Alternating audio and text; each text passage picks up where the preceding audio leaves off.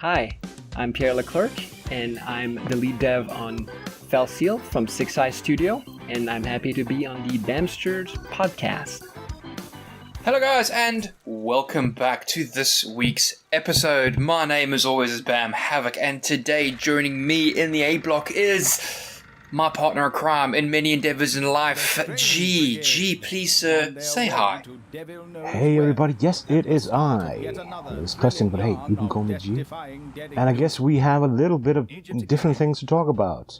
Amongst other things, there's been 𝙎𝙬𝙬𝙯, which none of us attends because Vegas is too far away and it's in a desert.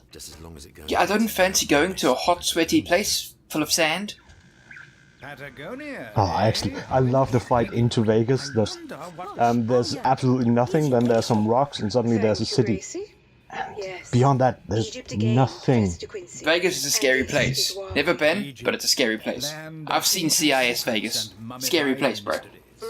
Yeah, I haven't. I don't watch those shows. Sorry.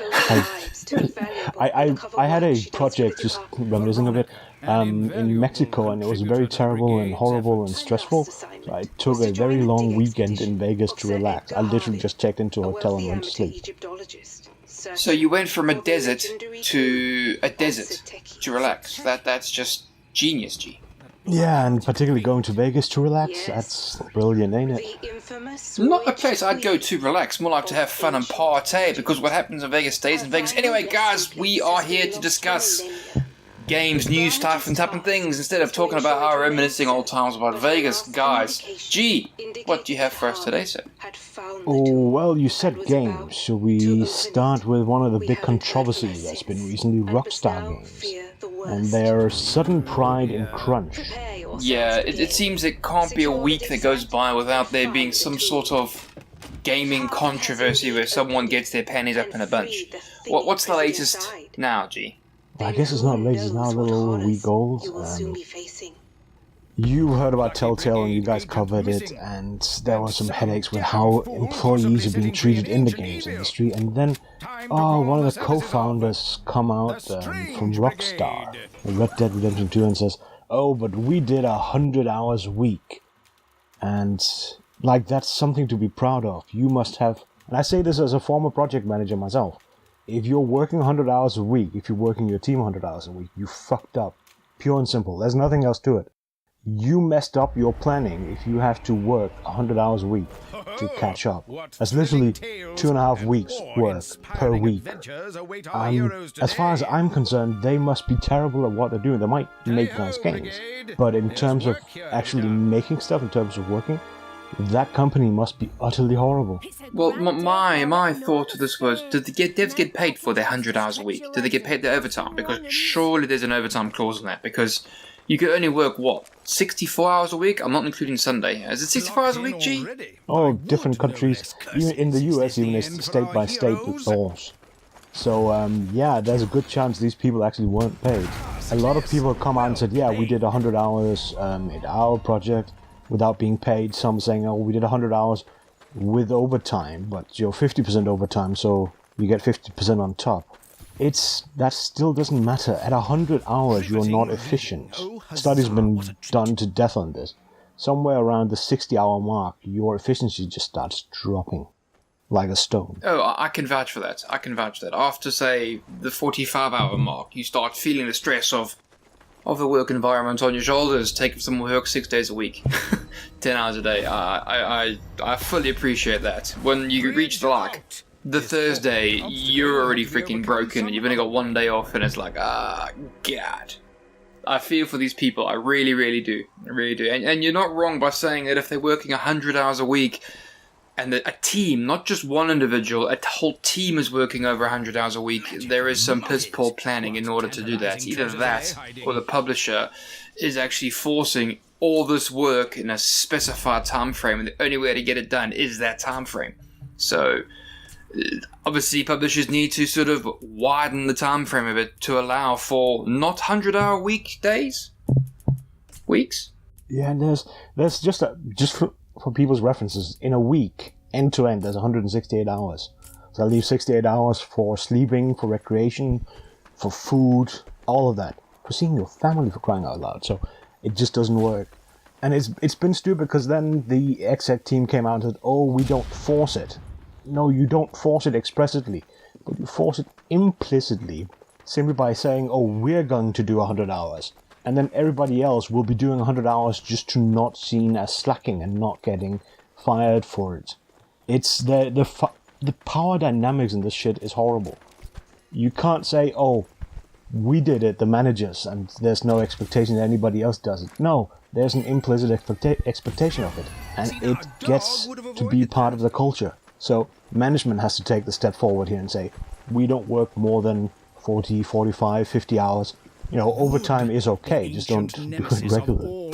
And they came out and said, oh, we will let any employees talk about their conditions openly. Yeah, and I'll guarantee there's some selection bias going on, because the only people who are going to talk about it are people who are going to say things that management will agree with. The rest will be too afraid of it, because stories from Rockstar's past is about people literally being told, do this or you get fired.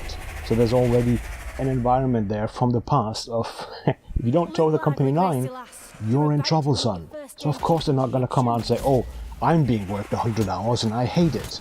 Those stories are not going to come out because of how the feeling is at these places. It's not just Rockstar, it's a lot of companies doing it still. Yeah, let's get that right, G. It's not just Rockstar doing this. There are plenty other developing companies out there that are actually doing this. I could name more than just a handful.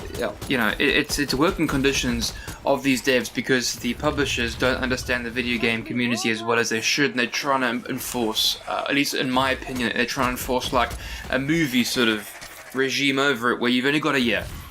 Budget, yeah, go. You got a year to build a game. Whereas before, these games took 2-3 years. Yeah, every year there's been a new DICE game. Just using that example.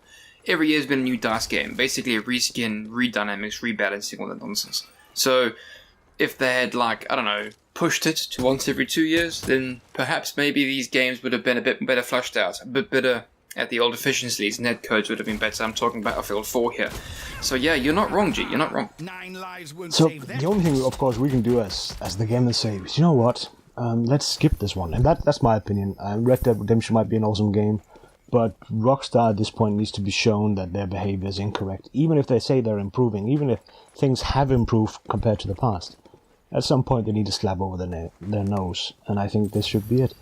And just pay attention, because the feedback some gamers are giving is, oh, shut up, we want to play our games. Seriously, guys? People are working themselves to death and you want to whine about it? That you want to play games and they should just work harder? What's this? Nope. No, you see, I think that's just the wrong attitude to have about it. Shut up and play games. I'd like to meet the person that actually said this. I don't think there's actually someone that has actually said this, not that I've actually looked. But I don't think any sane human being would say, shut up, you work 100 hours a week for a year, and just because of that, I get to play my game, so shut up and get to work. I don't think anyone in their right minds would have said that. But let me introduce me to the person. Social media, mate, full of trolls, wannabe freaking crackpot feminists and stuff. Who cares about the internet? No one cares about the internet. So it's just, it's still ongoing, it's dying down, thankfully, but still, we the gamers need to be aware of it, keep an eye on the work conditions of the developers. And I think it's a maturity thing in the game industry. It is getting better. But as somebody, again, who has a few decades now of IT under him, and who's working in project management, I know how to manage a project and time it and all that, and do the scheduling correctly. I think a lot of the people who get to be what they call then producers in game development don't have the necessary training, and that sort of might be where some of this fucks up. But it is also very much management that's just being horrible and don't have the necessary experience. They might be great game developers, but it doesn't translate into human management skills. Bad planning, bad management, bad human resources. Surely human resources would have gotten involved at this stage. And like you said, it's all about the social engineering within the company to then do these things for free. And, that's not necessarily a good place to work. And to be honest, it's actually unprofessional. So there we go. That's coming from one unprofessional person to another unprofessional person. That is unprofessional. Should we take a different topic? Let's take a different topic, because this actually irritates me when I hear it, and I'm probably not going to buy Red Dead Redemption now because of it. Nova! Project Nova! 𝙎𝙧𝙬𝙬𝙧𝙬, yeehaw! Much more bright, cheery theme. We should have probably started with this one, G. As everyone knows, 𝙎𝙧 is come and gone. And yes, Project Nova was the only thing I really took away from that, because it's the only thing I really care about. Because Dust 514, because my heavy suit, because my forge gun. And I'm pleased to say the forge gun is back. Yeehaw! But no dropships, so have fun forge gunning people. Yeah, I know. I enjoyed forge gunning Jed Radamanthus and Duna out of their respective vehicles, and obviously I was one of the scourges of upon the game where I rooftop forge gun people at nodes and hacking and bits and pieces, you know, shits and giggles, trolling, you know. I won't deny that. So I watched the stream last night. We're recording, what is it, Sunday? So the Saturday night stream, Saturday afternoon if you're in Vegas. And I noticed people were whining in the chat. Oh no, this will be Dust 2.0. Duh. Exactly. What did they expect? Everyone's saying, oh no, it's not gonna be Dust, not gonna be Dust. Yes, you art, it's gonna be Dust. It's Dust 2.0. Look, you can clearly see similarities between various weapons, skins, bots, sizes of people. Come on now, people. This will come in handy. And it is a case. It has one of the things that I missed from Dust. You know, one of the things Dust didn't do that it should have. It has player versus environment PvE, where we have to fight back. In this case, Sancha. They'll come and attack ships, and then you can spawn in and fight back. And I want that because I want to be able to just play with my friends without worrying about the other side, and just 100% relaxation with my mates in a game. So that's good news. That was something I agree with, Edgy, yeah. What it doesn't have, and what I know a little bit of people outside the EVE community is confused about, it won't have a story mode. It's kind of like, if you don't have a story mode, you're just going up against literally 1,000 other shooters. Nope. That's just naivety, really. The fact that there's so much lore behind EVE, Dust, and now Nova, you know, it's honestly, it's naivety. They just need to get into the world. It just shows how little people know about EVE as well as CCP. The bit about story is that everyone makes their own stories. EVE doesn't have a story mode. EVE has the player mode where you go out, you get ganked on a freaking gate, and then you get, quite literally, your corpse gets stolen and then sold back to you. And I'm okay with that as somebody who knows what EVE is, the EVE world. But to draw in new players, there will be some who go, oh, this doesn't have a story mode, I'll skip it. It doesn't tell me anything, it's just go in and play. You know, there's, for some people coming from the outside, this is going to look like a bland shooter. I'm sorry, but it will. It might not be a bland shooter, but again, looking from the outside in, that's what they're going to see. And there are literally 1,000 of them over on Steam. So, and yeah, it's Steam it's fighting on because no console version has been announced yet. Yeah, that's the frustrating bit as well. Yeah, and let's remember one of the biggest complaints about Dust was new player experience. Story mode is part of new player experience, so it's one of those that would have been nice. The lack of vehicles so far, probably because you can't drive vehicles on ship hulls, I guess. That one also has me a little bit. It was one of the appeals of Dust for me was the LAVs. For others, it was the drop ships. For some, it was the tanks, but tanks were horrible in Dust. So that thing is going to be a little bit uncomfortable. But everything else they showed, I like the guns, I like the designs, I like the visuals that they were doing. We'll see if we can get a bit of footage in the background here. And they seem to be hitting on what made Dust bad. Some of the penalties for dying was too high or too awkward. The fact that it lost a suit every time, so instead they're saying, well, you commit equipment to a battle and you lose that after the battle, no matter how many times you die or don't die. That's going to be interesting. There'll be some play hards, try hards that will be complaining because I didn't die once, why am I losing equipment? But we'll see how they end up coping. There were many things that made Dust bad, but those things that made Dust bad made Dust freaking excellent. There's a lot of things within the the chat that Rat-a-tatty gave us. Rat-a-tatty? Rat-a-tatty. I want to say Rat-a-tatty because it reminds me of someone beating drums. It's interesting to see how he conducted himself on stage. He seemed a bit uneasy, a bit unsure of himself to begin with, and then once he hit his stride, he was fine. And by the end of it, he didn't want to be on the stage anymore, so he just left. I don't think Rat-a-tatty was particularly comfortable on the stage, but that's another lemon to be crushed soon enough. The bits that I liked with it was the fact that they've got the 4 races, and each race has a specific playstyle. They've got the fact that they've got the forge guns, obviously, because I'm now fully into this now. Gatling guns, they've got turrets you can place, and everyone says, oh no, but there's no vehicles. You're on a vehicle, so technically there is a vehicle, if you want to play like that. The interesting bit that I found was right at the end, but I don't think we're there yet, so I'll wait for that little bit. So for me, I like the fact that the Minmatar infiltrator looked very much like what's that robot from that film? Not iRobot. Chappie. Looked a bit like Chappie with a bit of brown paint on him. Yeah, Chappie. I wonder where he's from. I don't know. I like some of the visuals they were showing us were a bit. Actually, there was a Mass Effect. About to say biomass. Wow. Mass Effect's reminiscent some of the material they have produced. So I found that kind of interesting. But yeah, as I said, visuals look nice. There's been gameplay. People have been playing it over at Vegas. There's some on various websites you can go and check. Some have been allowed to upload them. So. And supposedly there will be some story elements, some lore elements. You have to figure out what happened because everybody are war clones from the dust period that's been cloned and fragmented and broken and stuff, and you have to figure out what happened. So there's some lore bits to investigate at least.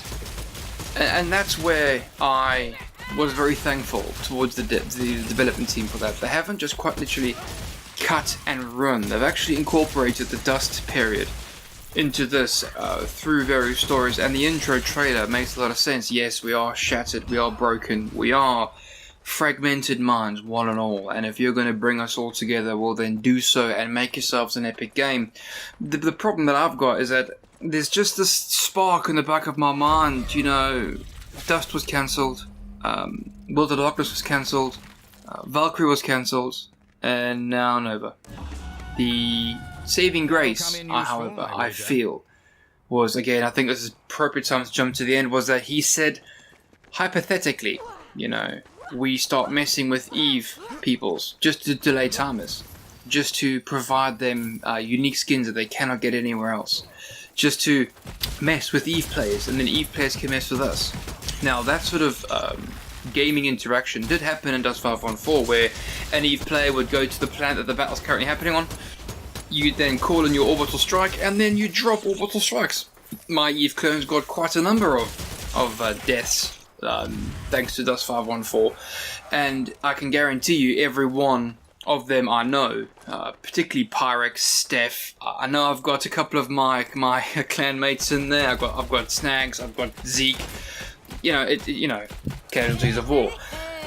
It's just, if they pursue that part of the game and fully flush it out and incorporate this game into the market, which is something I've voiced concerns about, I then don't have necessarily any worries about the game being cancelled, because it affects the Eve player base, which affects the company's CCP's bottom line.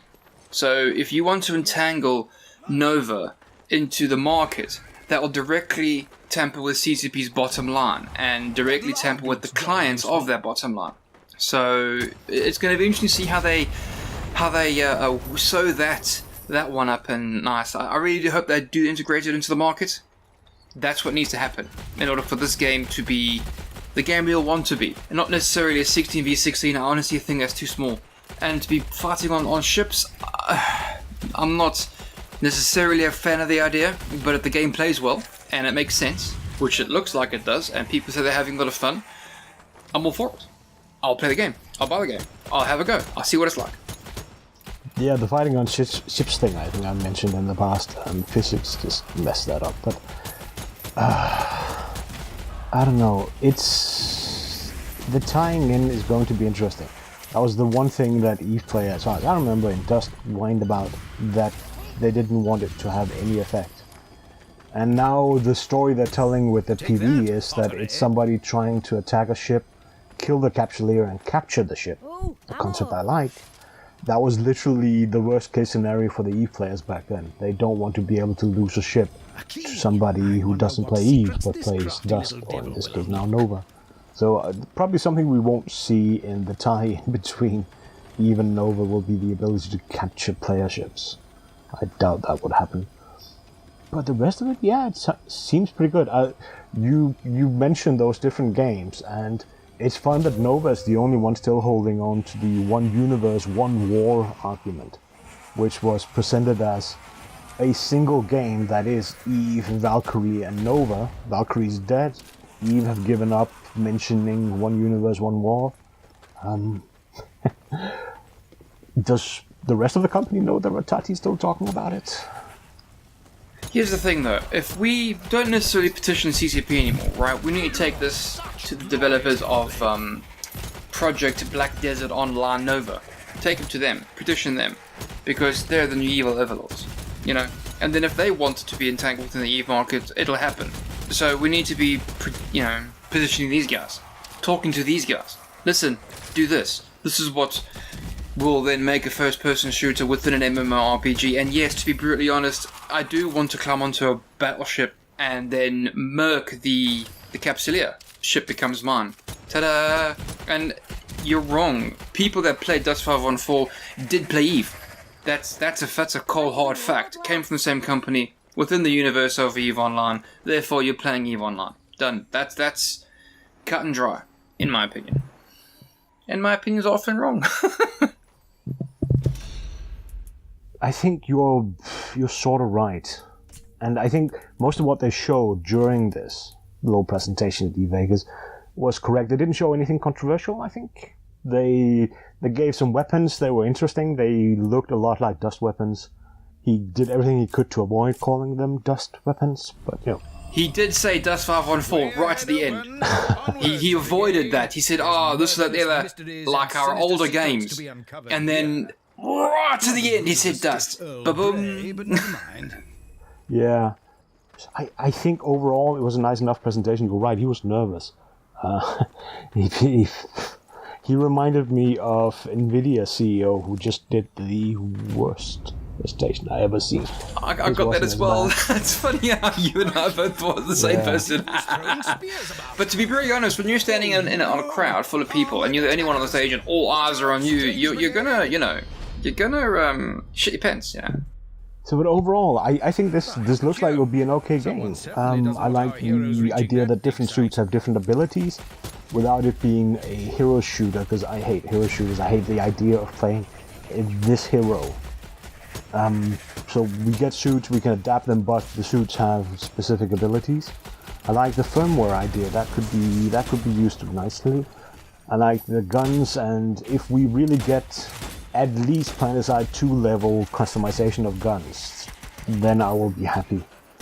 And I just need to be able to fit my gun to my needs, and it sounds like Rattati has the same thing.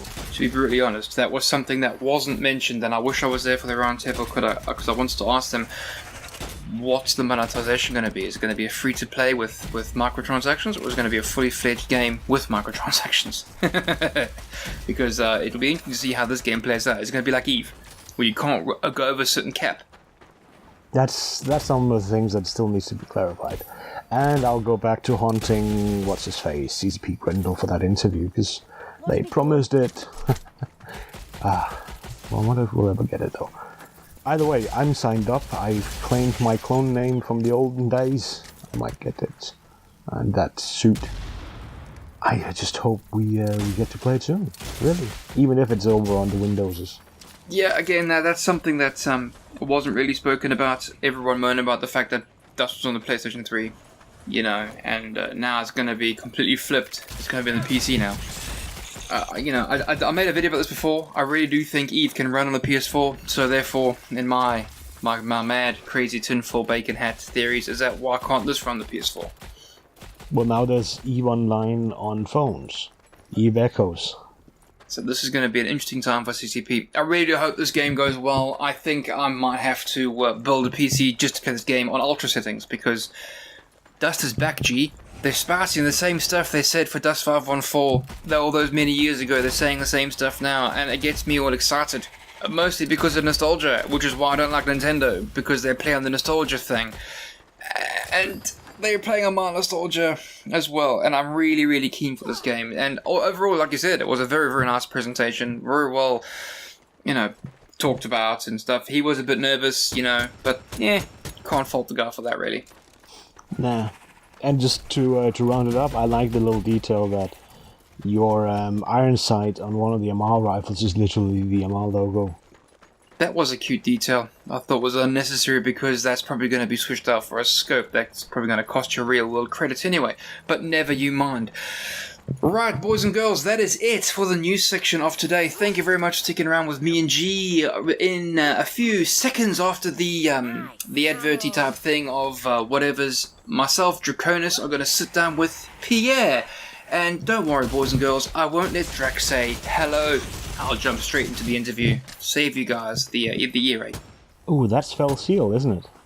It is indeed. It is indeed. A very, very, very, very pretty looking game, that's very, very pretty good looking. Well, enjoy, people. That's me out of here. Ciao. Hi, my name is Pierre leClerc. I'm the lead programmer on 𝙎𝙬𝙬𝙬𝙀 Arbiter's Mark, a tactical RPG currently on Steam. Check us out when you get a chance, and very happy to be on the Bamsters podcast. Hello guys and welcome to the interview portion of our episode. Guys, my name is 𝙬𝙬𝙬𝙬𝙬. As always, I love your faces, and today joining me is Draconis. He's taken the hot seat just over there to my left, and Pierre. Pierre, say hello. Drac, you don't get to say hello today. I'm Pierre leClerc. I'm a software engineer with 6eye Studio, small indie team working on 𝙎𝙬𝙬𝙬𝙬𝙬, the Arbiter's Mark, a cool tactical RPG that's currently on sale on Steam in early access. Pierre, that sounds absolutely delicious. Does this have any D&D lineages, sort of Easter eggs and stuff? Not currently, although we're still definitely adding a lot of extra content. At the end of the day, most fantasy things do derive one way or another from D&D. I guess we have elf ears customization and some orc skins that you can apply to characters as you customize them visually. So you could say it's a D&D touch there, but we're more of a old school console style tactical RPG vibe in general. That sounds like nectar for my earlobes and a visual pleasure beyond any measure. Okay, Drac, I'll allow you to say something. Bam's gotten excited again. He jumps right into the meat without doing the introduction. So, I guess, Pierre, for folks at home who maybe haven't heard of 𝙎𝙬𝙬𝙬𝙬𝙬 yet, why don't you give them an intro to exactly what the game is so they know, going in what we'll be talking about. Sure, that sounds like a good idea. So 𝙎𝙬𝙬𝙬𝙬 is a tactical RPG. If anything, you could even say it's a tactical JRPG style, so much in the vein of Final Fantasy Tactics Ogre, if you guys are familiar with those. It's fantasy-based with a touch of steampunk, a fairly mature story, and a big emphasis on gameplay. So we have, I think, 30 different classes, and it's growing, if you will, although we're trying to start closing that down now. But 30 different classes, 300 different abilities, a lot of monsters, a lot of human classes. It's a lot of customization, so it's very focused on combat and story. So it's story-driven, linear story, but with emphasis on writing quality stuff. And I guess, if you were like games like Final Fantasy Tactics back in the golden age of such games, I think it's the kind of title you're definitely going to enjoy. And 6eye Studios, that's an interesting name. Where'd that come from? There's no deep meaning to it. The wife selected the name, so we're a team of two primarily, myself being the software engineer and my wife being the primary artist, and we're designing jointly, if you will. So she was in charge of the name, and she likes bugs, and so 6 eyes, it sounds kind of like a like a bug a bit. Or logo was like a big older eye thing a bit going. So I think she liked the sound of it, and it's different and memorable, I think. So we went with it. That's cool. So just the two of you, or at least the two of you, are the main part of it. How did you guys get into making games, and especially doing this project together? So I've been working in the video game industry for at least 15 years now, and I've always wanted to work in the video game industry. Even before I actually worked making game, I was already making like personal project games, like, you know, like a chess game and stuff like that. So it's always been a passion, and the same for my wife too. She's always loved video games and wanted to work in them. She was a freelancer before we started this project, and she worked on some games and tabletop games and etc. And anyways, we met a few years ago, actually through work, which was video game related, and we decided that it'd be nice to make our own game. So we started planning 𝙎𝙬𝙬𝙨 about 6 years ago, just, you know, making sure we had enough finances to work on the game full time and working on the design and deciding what to do. And we thought there was a gaping hole in the market for tactical RPGs, like Final Fantasy Tactics and Tactics Ogre and all these games are awesome, and we've loved them as players for a long time, and we've just been feeling that the market has been kind of missing. Other than this 𝙎𝙬𝙬𝙬, which has a similar style but not quite the same, we kind of felt like there's not enough titles going on. You know, there's tactical games, but not the JRPG style. So we decided that we should make our own, since, you know, no one else was doing it. So that's pretty much how it started. So like I said, 6 years ago we started planning the whole concept and writing the story and working on, you know, the design and all these things. And about 2 years ago, a year and a half ago, we quit our full-time jobs and started working full-time on it. And this brings us to now, where we have like a very fleshed out game, and I think we're roughly, I don't know, four months out from release. I'd have to run numbers. I try not to think about this because it's stress-inducing. Oh, I can only imagine. Yeah, and I'm glad you mentioned Final Fantasy a couple times, because I know I've played a couple hours of it at this point. It's definitely a fun game to play, but the art style in some ways and the music definitely kind of gave me that Final Fantasy vibe. Yeah, definitely. Our composer is pretty cool. He's award-winning, and we've worked with him before. And we knew he could output some music that has the right style for what we're trying to do. So we're very satisfied there. And the art style, I mean, there's like a 2D, our game is all 2D, so there's definitely a 2D vibe going on there. And the backgrounds are all hand painted, and the characters are all sprites. So it's definitely old school.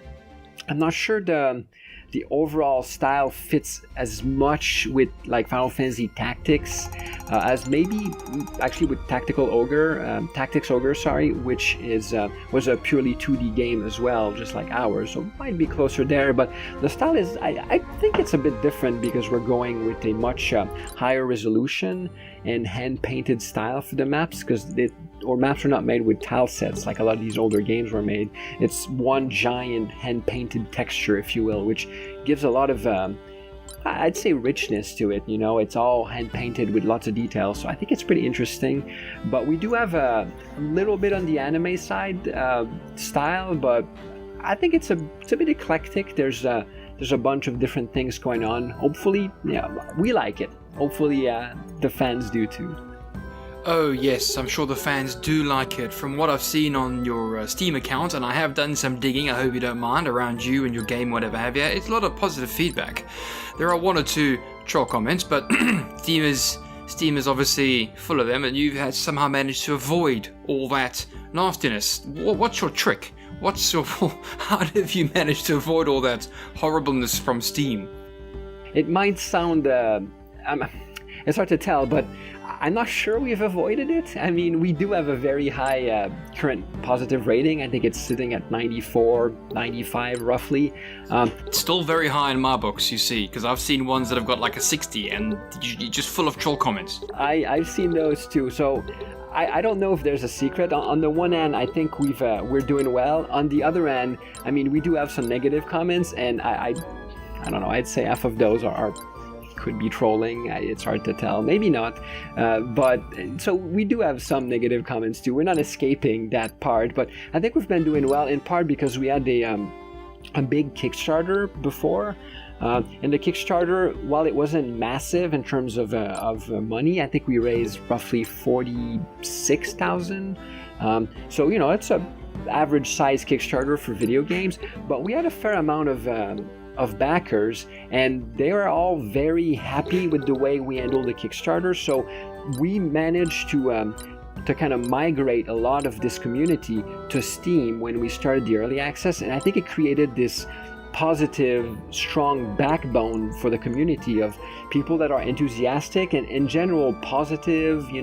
Like they have a lot of feedback, they have a lot of comments, but in general they're polite and well spoken. So I think it's just created this momentum of nice and fun community that's carried on with the early access, and I think that's probably, if anything, the trick, but who knows. So what you're saying is treat people like people, not like bags of cash, is what you're saying?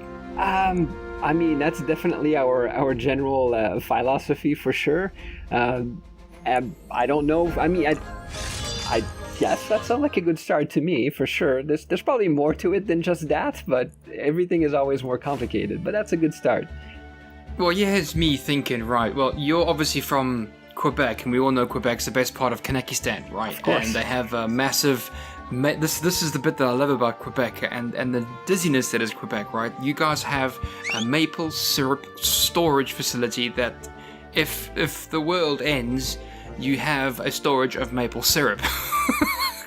And it's that sort of forward thinking and bluntness and that I think this game has actually benefited from. The politeness of the Quebecians. I've come across a few.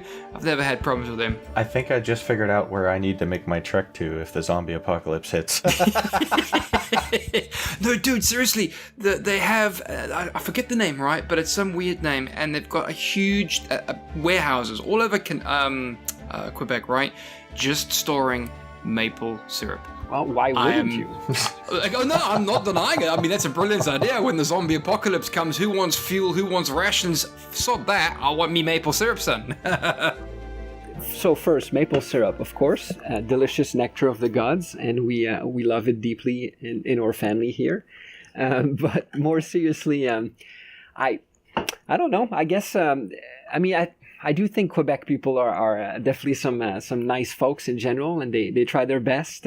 It's hard to tell how much of that is influence or team here, but I like to hope to think that I was raised right and that it shows. What I was trying to get at is that the maple syrup's having an effect on your behavior. You see, it's like your morphine, your coke, your crack. That's what it is, really. That is entirely possible. Now I'm picturing a line of devs sitting on computers with IVs with maple syrup. You know what your thumbnail image has to be now. I think you have to be from Quebec for that one. Well, I'll see if I can pull us back onto topic a little bit. Tell you what, why don't you intro us into the world of Felseal and a little bit of the backstory, the things that lead up to where you start playing the game. Okay. Well, speaking of that, I quick plug, I guess. Now's the best time to start a new game, as we've just added a intro video to the game in our last update, pretty much. So now when you start the game, the first thing you see is this cool, minute and a half 2D old school video, which help explain the world and the setting better. Whereas before we just didn't have the video, so it's definitely making it much better. So the overall setting is that you are an arbiter, which is, you could call them police officers, but they're a bit more powerful. Like basically you're almost like the good old-fashioned jury executioner and like the whole package. So basically you work for the Council of Immortals, which is a group of old and, well, as the term immortal implies, very old and permanent people that have been in charge of the world for a long time. So basically what you learn when you start the game is that a long time ago there was this giant beast that was wreaking havoc, and then this group of powerful warriors bested it, and in doing so they basically gained immortality and created this council of immortals that's been kind of ruling the world since then, in an effort to preserve order and stability so that like another catastrophe like that one will never happen again. And then you are an arbiter, which is basically the armed force of that council. So your task is to, root out evil, bandit, dispense justice, if you will. So that's the basic premise. But as the game starts, quickly, you get kind of sucked in some plots and adventures, and then the game unfolds where, you see some issues and things with the system, and it leads you to making some tough decisions, if you will, that will lead to drastic changes eventually, without giving too much away. So you're kind of like a magic-wielding Judge Dredd in a fantasy setting. That's pretty good comparison, I would say. I like it. So then the Fell Seal, is that what was used to lock the beast away, so to speak? Yeah, so there's these seals throughout the world, and you'll interact with them. And Fell, it's just a connotation of, kind of darkness, if you will. So these are dark seals, and you're going to, the story has an intricate part connected to these seals, which are called relics in the game. So that's definitely where it comes from. Okay, and are there other factions that we'll encounter, and will there be some that are friendly, or are they all ones combative to us? There's a lot of, different groups, and so primarily you play humans.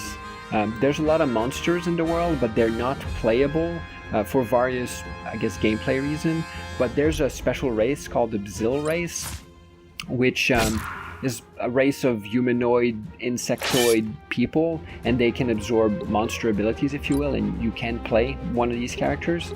But so the 𝙤𝙬𝙬𝙬 are a different race on the world that you will encounter, interact with, and one could be in your forces, and they're a faction in their own right, if you will. There's another race called the 𝙬𝙚𝙚. They're little midgets. I guess you could say they look like Ewoks a little bit, but not furry, more reptilian.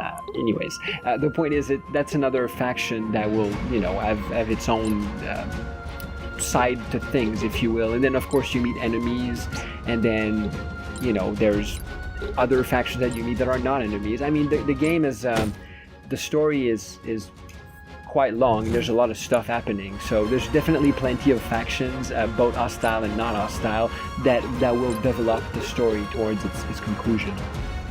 Well, I know at the beginning you're able to go to like the guild and then hire on additional party members to take with you as you go. So basically, if I understand that right, are you saying that you'll also encounter people that you can bring into your party in a different way other than hiring them from the guild? Yes and no. So first, you can definitely hire as many humans as you want from the guild, and you can fully customize their visual appearance. We have, if you count the permutations, there's thousands and thousands, but you can, basically there's 20 outfits and a bunch of different colors, and you can change their hair, their heads, their eyes, their everything. So you can definitely recruit a lot of people that way. But then you can also recruit, what we call story characters. So you start with some amount of characters that are tied to the story, and they have their own sprite, and you can't dismiss them because they're important to the plot. And you will encounter more of those throughout your adventures. A few of them are optional, and some are mandatory, and you will recruit these people as well, or optionally recruit them, if you will. But other than these recruitable people at the guild and the story characters, that encompasses the recruitment possibilities, if you will. Yeah, for a 2D game, I thought the character customization was pretty impressive. We definitely put a lot of time and effort on that one. So one of the early decisions we made is that instead of having a different sprite for every class, but that is tied to that class, so if you become, like a scoundrel, you're always this scoundrel character. We decided to make a lot of options. So enemies have a specific scoundrel look that they will adopt, made from presets, and that look is unique to them. So you can always tell they're a scoundrel. But if you make a scoundrel yourself, or if you change the scoundrel class on one of your characters, you can customize their visual appearance however you want, and it's not tied to their classes. So you can make, like, I don't know, for example, like I like to play a lot of other games too, although not recently. But anyways, let's say you wanted to make like a big burly guy that for you represents, I don't know, a Final Fantasy VI old school character like Cyan or Edgar or whatever. You could, I'm not saying you can recreate those perfectly, but with all the options with the hair and the clothing, you can create a character, like for you always like to run with this guy that you name, Brutus, and he's, I don't know, big, mighty, and green. Well, you could probably make someone that will fit this description. So you can really customize these recruitable characters to your liking, and they can become just as unique as your story characters. They even have access to secret classes that story characters can't gain access to. These secret classes are only accessible to non-story characters, again in an effort to give them uniqueness if that's what you're after. So there's a lot of options to really customize your characters and make them the crew that you want them to be. I think Bam is waiting to ask some more questions about the classes and the skill trees, but I did want to ask one more thing that you had mentioned. You mentioned some of the various monsters and creatures we'll run into. How much fun was it to design creatures for the game, and what kinds of maybe somewhat unique monsters might we get a chance to see or combat in the game?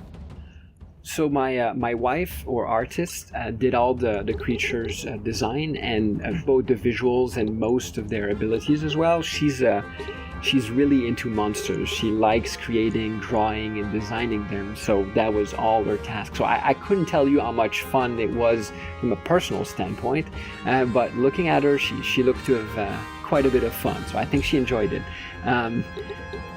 We have the monsters, the monsters tend to have their own sets of abilities, so they're quite different from the humans.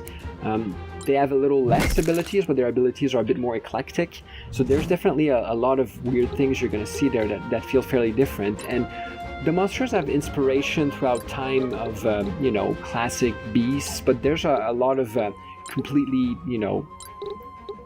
just my wife taught those up type of monsters as well. So there's a lot of interesting things you'll see. The range is fairly wide. I think we have 15 different monsters with some palette swaps, plus bosses and all the other extra stuff. So there's a lot of them, and there's definitely a lot of meat to them. I think they're one of the coolest part of the game. They're pretty interesting, that's for sure. Right, Pierre, here we go. Classes and characterizations. So I take it the humans only have a set amount of classes and skills they can get. Your dwarfy reptilians only have a certain amount of classes and skills and whatever have you. I take it these things can't be transplanted across. Say, for example, just hypothesizing here, the reptilian dudes are excellent archers, but because the humans aren't excellent archers, therefore they can't shoot bows and arrows. Is there any sort of skill variation? Can you then take a skill from one class and put it onto your warrior, for example? So the system's a little bit different from that, definitely. The way it works at the end of the day is the game started as human class driven. So there's, I think, 30 different classes by now, some of which are story specific, like story character specific, but let's say open classes, there's probably around 25 that a character can get. So all these classes have a lot of options, and it encompasses all the weapons and a lot of abilities and a lot of stuff. So the game, primarily, you're meant to play these these human characters, and most of the balance is done around them. The faction of small reptilian people, they're classified as a monster, and they're not playable for you, although you will encounter and interact with them as their a sentient part of the story, if you will, a sentient race part of the story. The other playable race, is the Bzil race, and you only get one of those. and it's a special story character that's optional. But once you recruit him, he will get all these abilities from the monster. So he can learn all the monster's abilities in the game except bosses. All of them, he can learn their stuff. So he will be able to do all that they do. But he's the only one that does that. Now, there's only one of him, and part of it is that our team is fairly small, and with 30 classes on the humans, it's already a lot of balance to do to make everything work well. So adding a whole different set of things with this guy that can access, like all these monster classes, roughly 15, that's a lot of extra balance. So by forcing him to exist as only one person, you can only have one of those, it limits the balance, needing to balance this quite as perfectly. So he might end up being a little strong, which is where he is right now, and that's less of an issue because you only have one of them. Like, it's not like he's as strong as Orlando from Final Fantasy Tactics, so it's not game breaking, but he'll be pretty powerful probably, unless we mess up his balance and he's not as powerful as he should be. But the point being is that by having only one of them, the balance is less important, and we can focus on the primary humans. So it's mainly humans and that 𝙬 race that you can access, and there's no crossover between the monsters and the 𝙬 specifically, other that some skills could be shared between humans and monsters in some occasion. I hope that answers your question. Oh, that's very cool. Now, you said your party was very small. How big is the party that you have in the game? Oh, sorry. When I said your team, our team is small, I meant my wife and I being the team designing this. So since we're fairly small, we can't balance all the, we can't multiply all the things. But your specific party in game, you can have an army, I think by default, and so. Well, we can touch on that later, but the game is very moddable. You can change a lot of settings for a lot of things, create your own classes, your own abilities, your own portraits, a whole lot of stuff. But by default, I think your army is limited to something like 72 units. And when you're in a specific battle, you can usually field 6 units. Sometimes a little more, sometimes a little less, but 95% of the time it's 6 units. That should be your group fighting. But you can have an army as big as you want, more or less, like hundreds of people. I don't know that you want to have that many, but it's feasible. Right, so you're giving the players 6 people, or 6 units to play with to open up their options to attack problems within the game?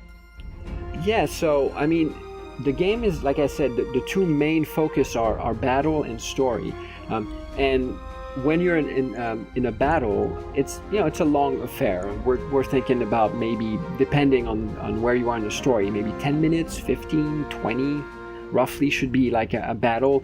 If you're moving at a good pace, some people might be a little slower, but the point is that a battle might be from 10 to 30 minutes, so it's a massive undertaking. So you have all these characters, and the enemies have all these characters, and it's a tactics game. So you position them and you move, in a precise fashion, if you will, to try to get in range and do your stuff without, the enemy doing their stuff and smashing you to pieces. So having this many characters is part of the overall strategy package. But on top of that, there's so many classes that we wanted the player to have a fair amount of units to control, so that they can try a lot of different combinations. Like every character you have has a main class. So, for example, a mercenary is a class, a scoundrel is a class, a wizard is a class. So you can be one of these classes, and then you can have like a subclass, which is basically another class that you've learned before. You grab their talents, like their skills, and you're able to use them in combat. And on top of that, you can put up to 4 passives on this character. A passive being, like does bonus damage when, close range or far range, or can equip 2 weapons at once, or all sorts of things. There's hundreds of passives, and so it covers a wide ground of possibilities. So every one of these characters can be customized to an incredible amount. So there's so many possibilities that having 6 of them gives you more options to create all these unique, cool builds, if you will. And you can always change your class at any time, you're in a menu. So you're not locked into those, but still there's so many that having 6 will let you experience a lot of those. And we're even with an injury system that we have. So by default, we added difficulty settings and you can change a lot of these things. But by default, whenever a character falls in combat, they're not permanently dead, but they got an injury. So when the battle finishes, they'll have an injury, and that injury will lower their statistics like strength, attack, etc. Until they rest for a full battle.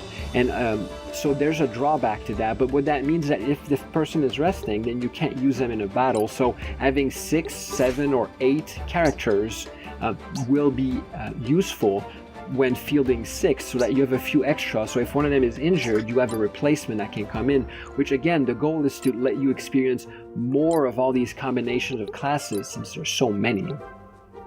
Chef Ignora, that's very concise and eloquent answer there. Thank you very much, Pierre. Are you being sarcastic with the concise? I know I'm not concise. No, I'm being deadly serious, dude. It's amazing how it's like you almost prepared for this interview. Yes. I did not prepare any of that stuff, honestly. No. It's very concise, very to the point. I like the style of answering you're doing. So, leveling up in skill trees. Right. So, we chose skill trees as the way that you learn abilities for your characters. So like I've said a few times, there's definitely a lot of classes, right? 30 roughly. So every one of these classes has their own skill tree. In general, you'll find about 7 active abilities per class, 2 passives, and 1 counter. So every one of these classes has all these things they can learn, and the skill trees they're not meant to be too constricting. They're just a way to gate progression, so you can't just, hoard a couple points and start with the absolute strongest ability that this class has to offer. Usually that ability will be at the end of the skill tree, so that it kind of forces you to use the class, grow with it and kind of learn it before you can get its most potent abilities. There's definitely an encouragement for the player to switch classes. Like once you've finished learning all that you can from a class in terms of abilities that you've unlocked, it is often a good idea to switch to a different class so that you can start learning those abilities as well, since as I said, you can pick a full set of ability, a secondary set of ability, and then a bunch of passive, which could come from any class you know. So there's definitely reason to migrate to different classes tied to the skill trees, but at the same time, each of these classes have their own stats growth progression. So there's also, if you will, a goal to try to level in a specific class if you're trying to go crazy and min-max all your stats, which you don't need to do to finish the game and enjoy it, but it's another level of depth for people that have this desire to go all out and min-max things. There's possibility. I want to swing back around to some of the combat stuff and ask you about that. With regards to the encounters and stuff, from what I was seeing on the map, it looked like there was an indicator that you would know ahead of time that you're going to run into an encounter there. Do you have any random encounter set up, or is it all just specific places on the map that you run into and you're going to run into an encounter there?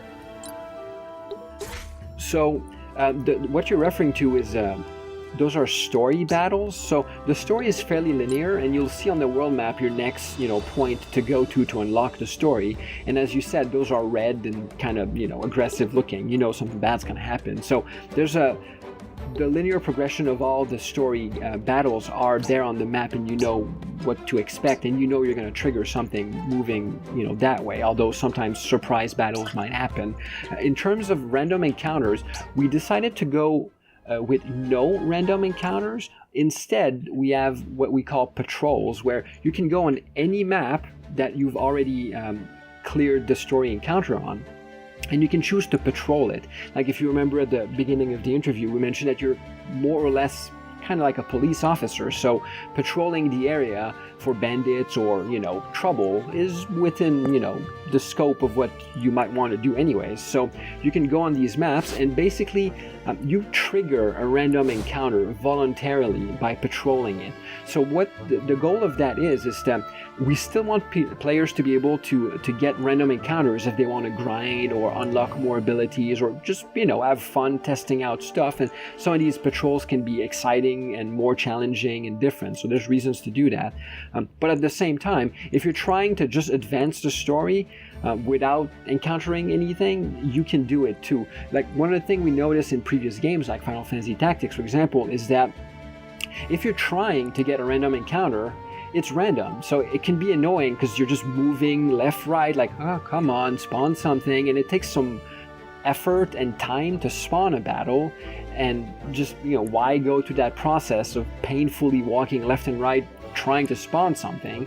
And at the same time, if you're trying to reach a spot and you don't want an encounter, since these encounters can be, easily 10-20 minutes, it's a big time investment. So what we found is that players, if they're not looking for an encounter, are likely to save, try to get to the destination, and if they get an encounter, reload and try again until they don't get one. And that's not fun either. So what we're trying to do is let the player control that. If you want a random encounter, you spawn one on the map you want. And if you don't want one, you're not getting one. See, I love that, because for a while now I've kind of been on a soapbox about giving players more options for control inside of a gaming environment. So I love the fact that you've basically put that option or choice in the player's hand.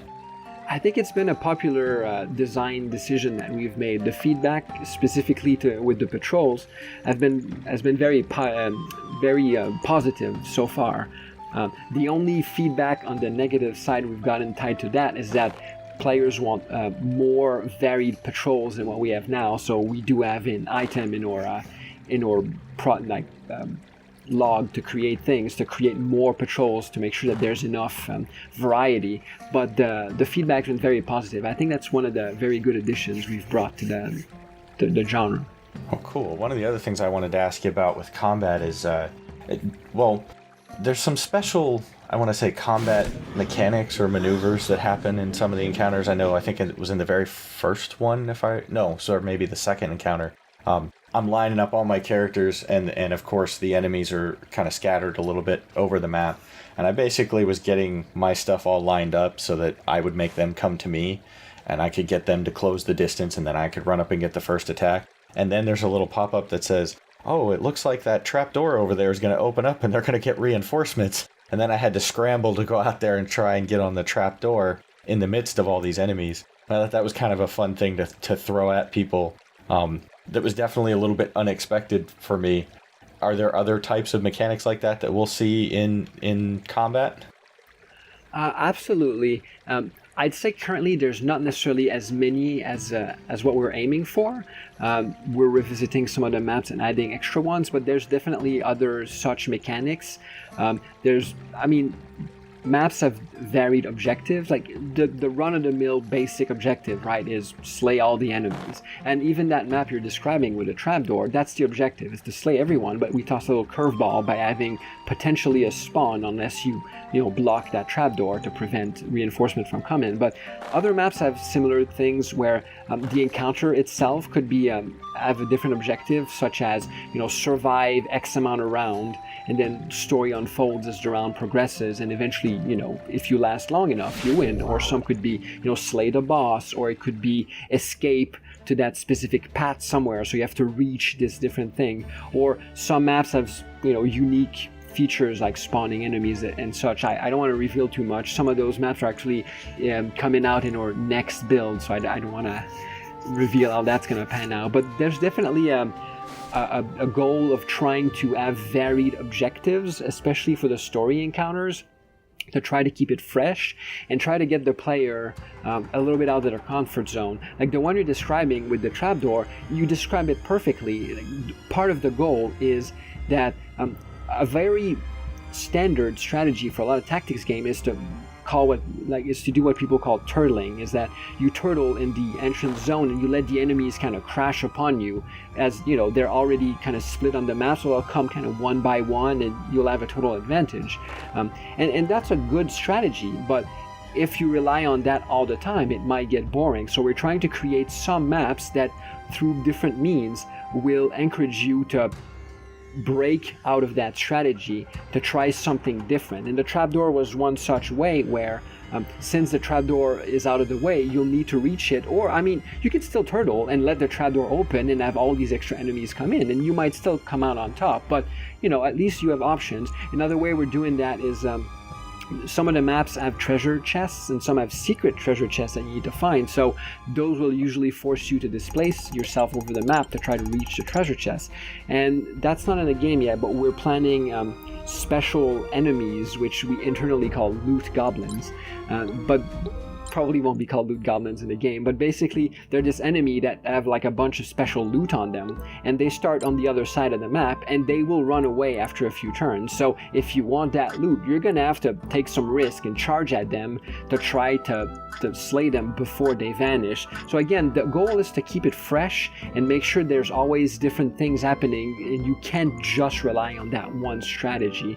I mean, you can ignore the loot goblin, ignore the chest, and ignore the trap, and ignore everything if you really want a turtle and that's your thing. But I mean, if that's really your thing, then you can do it too. Right, believe it or not, that was my next question. You segued your segue straight into the middle of that crowd. Bang! Dude, there's bodies lying everywhere. It's carnage. It's carnage. Loot boxes, loot goblins as you call them. It's not going to be the whole EA loot box fiasco, or is it just going to be, you know, random chance drop, you don't have to pay any monies for it, just go and enjoy the game, have a good time? There is no there's no microtransactions of any kind in the game. Like when you purchase the game, you get the whole game, all of it. There's no I've worked at EA for a few years, like 4 or 5 years. It's a fun company to work at, but design-wise, you know, we don't necessarily agree with all they do. To be fair, the microtransactions are very successful, and that's one of the reasons they keep doing it, is that, I mean, a lot of people complain about them, but at the same time, they complain and yet still fork money for them. So it is a viable strategy, but we're creating and designing the game as gamers primarily. I'd say, like, we want to make this tactical RPG game because it's a style we really love. If we just wanted to make a fortune, we'd be making a survival, crafting, zombie, roguelike game or something, right? So we want to make games because we love them, and we, as players, hate microtransactions. So unless something really terrifying happens, those are never going to be in our games. That's not the plan. So no microtransactions. And all the loot is just, you know, regular loot like there are in games, right? Like there'll be a treasure chest, you go to treasure chest, you open it, and it doesn't say pay $1 to open me. Now you just open it and you get the cool loot and you're happy. And there's a bunch of secret ones, and without getting into the details of the goblin ones, since you did mention them, they're going to be set up in a way where the longer you run maps without finding one of those, the higher their chance of spawning will be. So you will eventually, you know, find one of these goblins, and when you find one, their, you know, chance kind of resets to 0, and then, you know, the more maps you run without, again, getting lucky, the easier it'll be to find one. So we're trying to balance things so that there's lots of things you can do without having to be a save load bot, you know, which is, no one likes that. Fair enough. Believe it or not, there, Pierre, I actually knew you worked for EA. As I said before, I did some digging, and so that was a bit of a trapdoor, sort of trap question sort of thing. But you answered it very well, very eloquently, dude. So yeah, thank you very much for making a game that even I can enjoy. My pleasure. So on Steam, I see you guys are listed for Windows, Mac, and Linux now. Are you guys looking to try and branch out to any other platforms in the future, or not? So on Steam itself, these are the platforms we're covering. I don't know that there are more, maybe, but that's what we're covering. Other than that, we're already fully registered for Xbox One and PlayStation 4.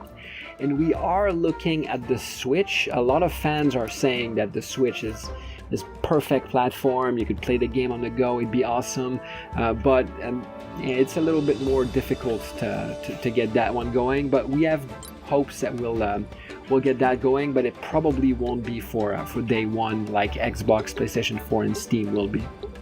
Dude, seriously, you just shot me in the heart there, saying you're going to be developing a game for a tablet. It just killed me. Bang! No, You did. tablet. The Switch isn't a tablet. Dude, the Switch is a tablet. No, Everyone says it's a game console. It's not a console. It's a tablet. So you got to compare it to the tablet sales.